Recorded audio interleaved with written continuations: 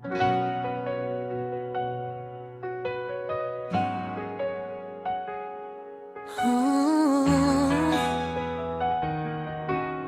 sa mga taong naging secret habang may legal sa Facebook feed, aray naman pare.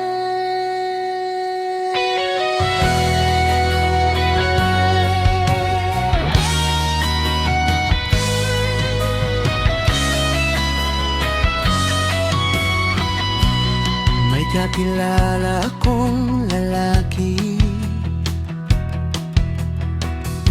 tahimik lang, mukhang mabait lagi. Sa Facebook puro anak at asawa, happy family ang dating sa mata. Picture nila sa mall at simbahan, may caption pang forever kong mahal. Pero paggabi na at online siya, may ibang kachat na tinatago pala. At yung kaibigan ko naman unti-unting nahulog ang damdaman. Nakala niya siya na talaga, hindi alam may pamilyang iba. Sabi niya hiwalay na kami, classic line na paulit-ulit lagi. Para na lang sa bata daw, pero bakit sweet pa rin sa mga post niya araw-araw? Dalawang mundo ang ginagalawan, isang legal, isang tinataguan. Sa social media perfect ang larawan, pero sa likod nun may nasasaktan. Habang yakap niya pamilya sa Pinas, may ibang pusong unti-unting winawasak. At maraming relate sa kwentong ganto. Yung mahal mo, may mahal palang totoo. Orview siya sa malayong lugar, malungkot daw kaya naghahanap ng kausap. Hanggang sa naging sweet ang usapan, hanggang good morning naging mahal na lang. Araw-araw may video call, may miss na kita bago matulog. Pero kapag Sunday biglang nawawala, family day pala kasama asawa. Nagtataka minsan yung kaibigan ko, bakit ayaw magpatag sa photo? Bakit bawal mag-comment sa post? At puro later ko explain ang sagot. Hanggang isang gabi may nakita picture nilang buong pamilya, birthday ng anak, sweet pa sila. Doon niya nalaman ang totoo pala. Dalawang mundo ang ginagalawan, isang legal, isang tinataguan. Sa social media perfect ang larawan, pero sa likod nun may nasasaktan.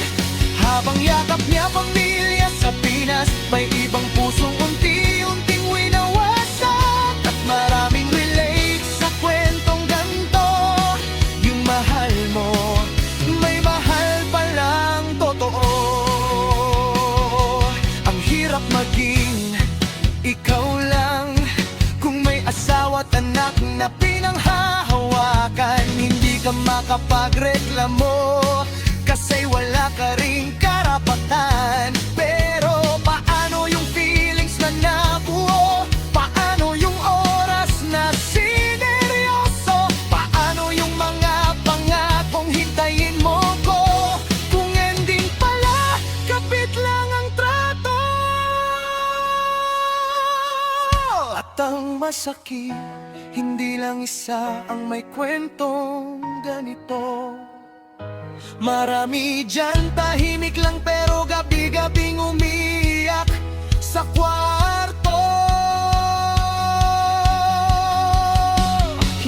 naman siya masamang tao, nagmahal lang ng totoo. Pero maling tao ang pinaniwalaan sa matatamis na kasinungalingan.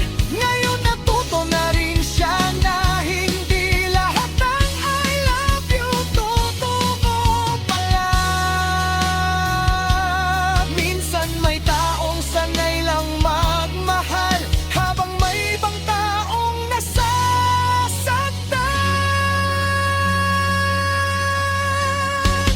Dalawang mundo ang ginagalawan, isang legal, isang tinataguan. Sa Facebook puro saya at tawanan, pero sa likod ng may lihim na kasalanan. Kung mahal mo talaga isang tao, hindi mo siya gagawing sikreto.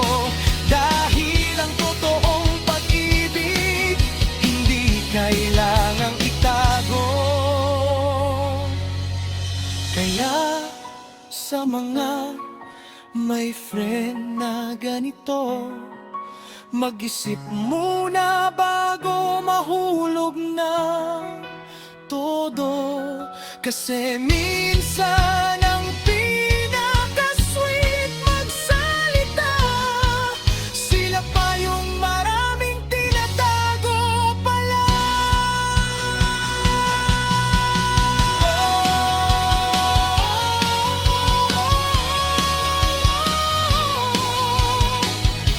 Ang daming relay ito.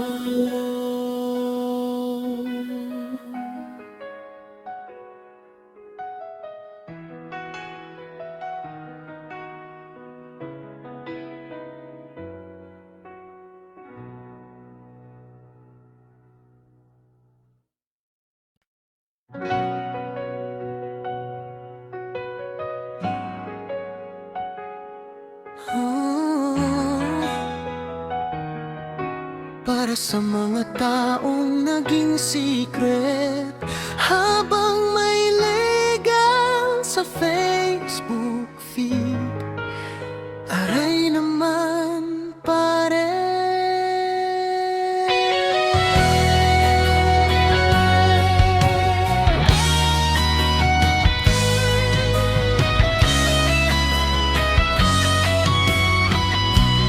May kakilala akong lalaki, tahimik lang mukhang mabait lagi.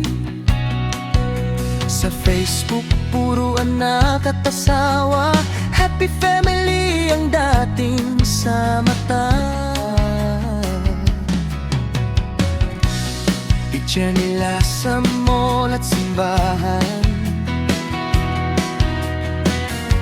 may caption pang forever kong mahal. Pero paggabi na at online siya, may ibang kachat na tinatago pala. At yung kaibigan ko naman unti-unting nahulog ang damdaman. Nakala niya siya na talaga, hindi alam may pamilyang iba. Sabi niya hiwalay na kami, classic line na paulit-ulit lagi. Para na lang sa bata daw, pero bakit sweet pa rin sa mga post niya araw-araw. Dalawang mundo ang ginagalawan, isang legal, isang tinataguan. Sa social media perfect ang larawan, pero sa likod nun may nasasaktan. Habang yakap niya pamilya sa Pinas, may ibang pusong unti-unting winawasak. At maraming relate sa kwentong ganto. Yung mahal mo, may mahal palang totoo. Or view siya sa malayong lugar, malungkot daw kaya naghahanap ng kausap. Hanggang sa naging sweet ang usapan, hanggang good morning naging mahal na lang.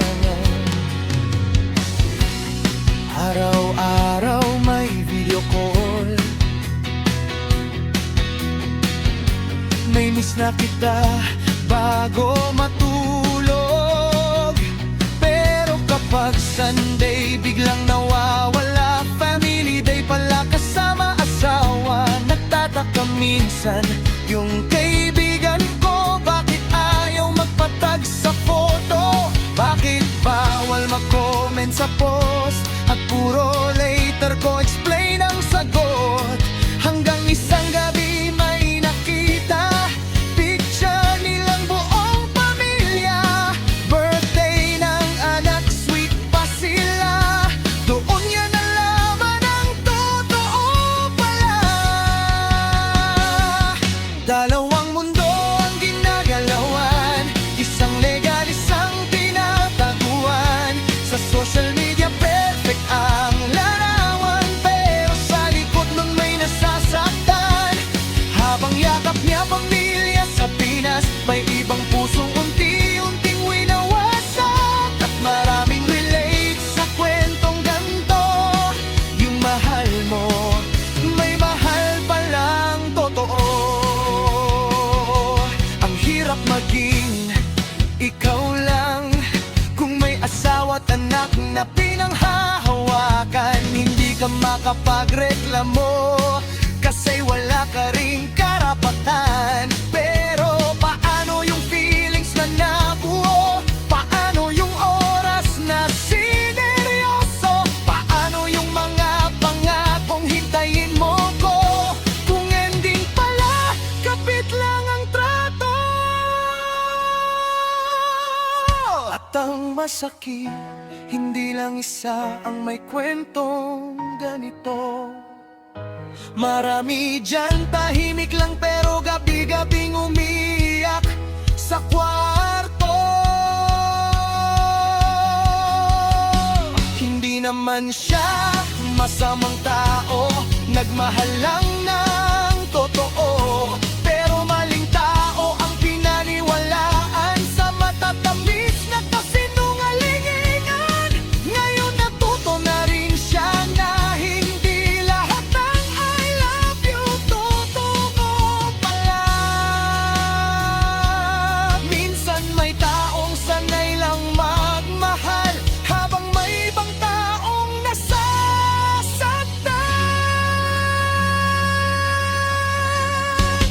Dalawang mundo ang ginagalawan, isang legal, isang tinataguan. Sa Facebook puro saya at tawanan, pero sa likod nun may lihim na kasalanan. Kung mahal mo talaga isang tao, hindi mo siya gagawing sikreto.